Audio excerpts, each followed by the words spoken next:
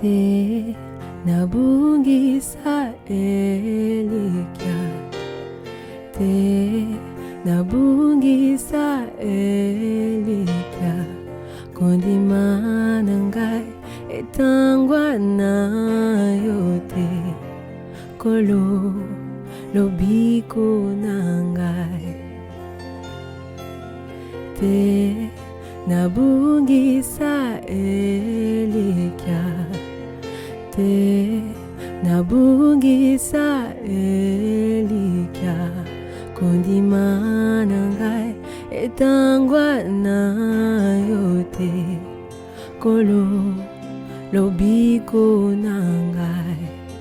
jinga ngai nkolo bomba ngai Yesu, nangolu na yo oyo kufela kingai, na makila na yo petola ngai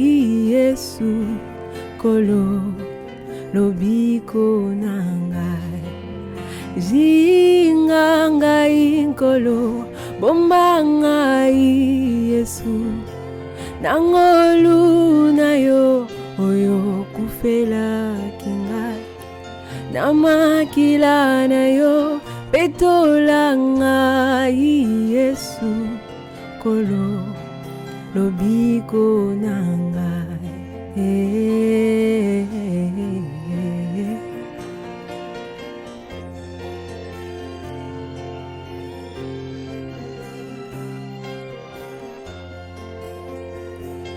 Butu indi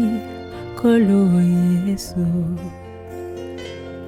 bolo jimpe pasi ingeli, vele mankolo, jinga ngai nkolo bomba ngai Yesu, nangolu na yo oyo kufela kingai, na makila na yo petola ngai Yesu, kolo lobiko nangai, jinga ngai nkolo bomba ngai Yesu, nangolu na yo oyo kufela kingai, na makila na yo petola ngai Yesu, kolo lobiko nangai, zinga ngai nkolo bomba ngai Yesu, nangolu na yo oyo kufela kingai,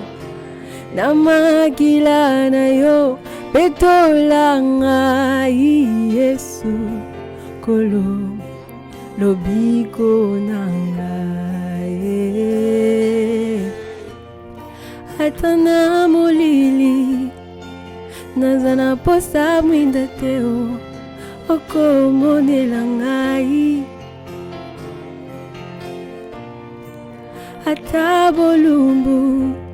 nakulatisa mankolo nelamba na yo yankembo, simba nga loboko ngana ikampiko, kingo ngana lata motole na kembo, kuna na lola toko yemba ozana, ozana, ozana, na mwana na mpate